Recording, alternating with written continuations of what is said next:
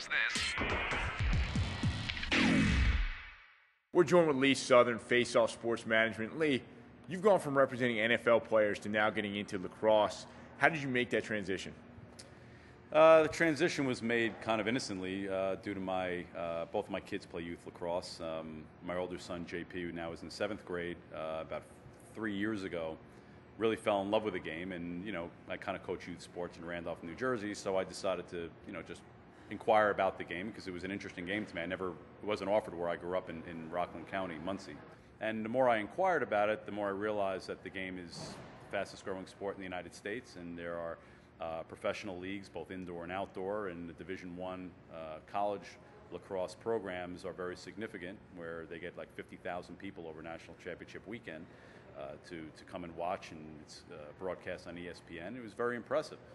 So I made a few phone calls based on sports marketing experience that I had with contacts from the NFL and just some of the endorsement deals that I've done.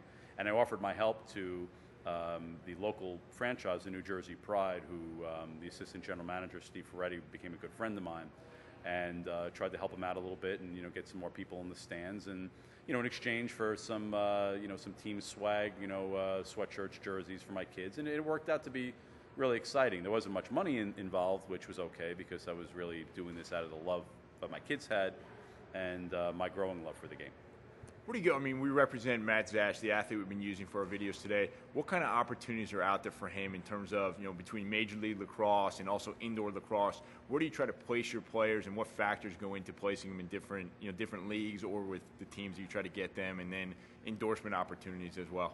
Well, Matt Zash was an interesting scenario because he was one of the two-time Duke lacrosse captains. I think he's one of the only players to be a two-time captain at Duke under Mike Pressler.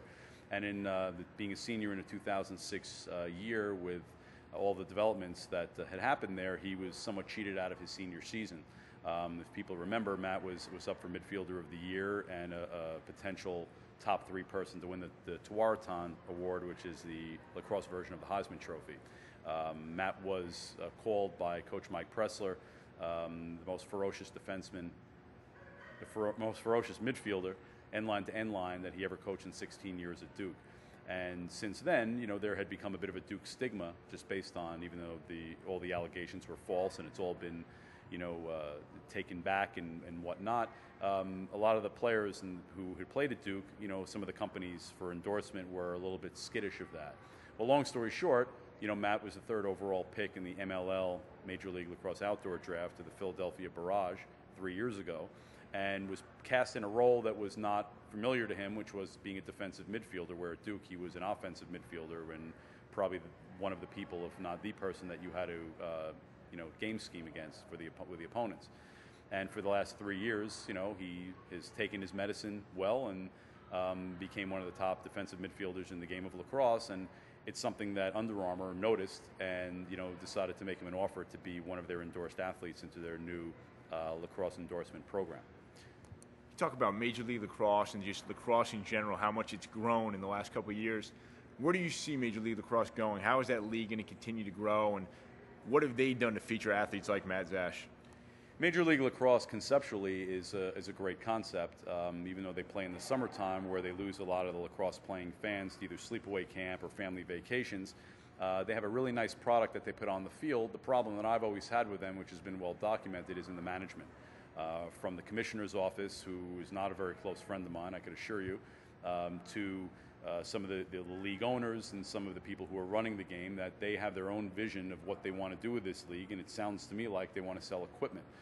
It's not really promoting players. It's not treating them like professional athletes.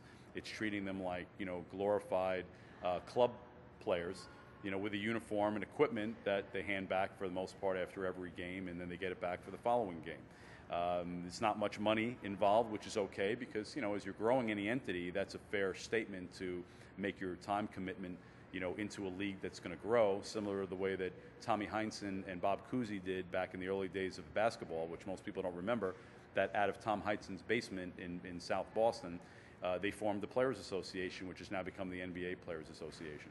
And it took a lot of hard work and commitment on their part, which they didn't receive the remuneration that the current players, as we all know, do. Well, lacrosse could be looked at in a similar light, that there are people who are fighting the fight, myself and my partner Keith Askinis of Baltimore included, to try to get corporate America to take a look at the Major League Lacrosse League and the National Lacrosse League, which is the indoor league, and have these companies who pay a lot of athletes in different sports a lot of money to endorse their products, to start looking at the game of lacrosse and seeing the untapped entity that these players provide. You talk about Players Union, the NBA Players Union, of course, obviously Major League Baseball is one of the strongest unions out there.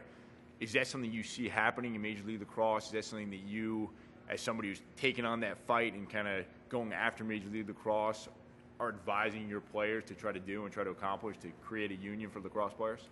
I think that Major League Lacrosse has toyed with the idea, but they seem to be against it mostly for the part of arrogance and ego.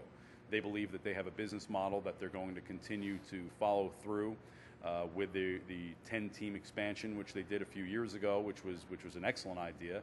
Out of the 4 teams that expanded, 2 or 3 of them have by far the highest attendance in the current league.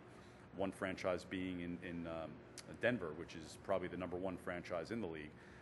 Rumor has it that there are 4 teams currently that are about to fold or are in very, very deep financial disarray. And, the company line is still being the same. Expand and nothing's wrong, everything's fine. And the fact of the matter is that if you've attended any of those games in New Jersey or Philadelphia, to name 2 franchises, or even Long Island, it's the attendance is very, very weak. And, instead of fighting it and saying, we don't need your help, we're not interested in what anybody else has to say, we're sticking to our company line, how about saying, you know what, we'd be interested to hear what you have to say. Especially when information is free, you should listen to what anybody has to say, whether it's good, bad, or indifferent. With a league like Major League Lacrosse, the way it's structured, I would imagine contracts are pretty standard in terms of being an agent and representing your players. How do you go out and try to get the best possible deal for your players? Is there a lot of negotiation that can be done there, or is it pretty set and structured? In the MLL, there is no negotiation. It's a slotted standard contract. There's very, very little player room for negotiations. All of the players are employees of Major League Lacrosse. There are 10 franchises, but they have what's called single entity ownership, and the league basically is the employer, has been told to me by David Gross, who's the commissioner of the league on more than one occasion. And, and that part's okay. I mean, I have no problem being involved with some of these players and not earning a fee on their contracts, which are small to begin with. My part is to help them, like a Matt Zash, get an opportunity to be an Under Armour endorsed athlete. Paul Rabel, who's an Under Armour endorsed athlete in the first one, is another player that I worked with and helped get him that deal as well. So, seeing a company like Under Armour, who I'm a very big fan of and have worked with for numerous years, getting involved back to their roots, to the game of lacrosse, and stepping out of their current structure of just equipment for other types of sports and other gear, they're making a strong commitment towards the game of lacrosse, which is where it started, and it's a great opportunity for Paul and for Matt, especially. It's good. It's good. Yeah.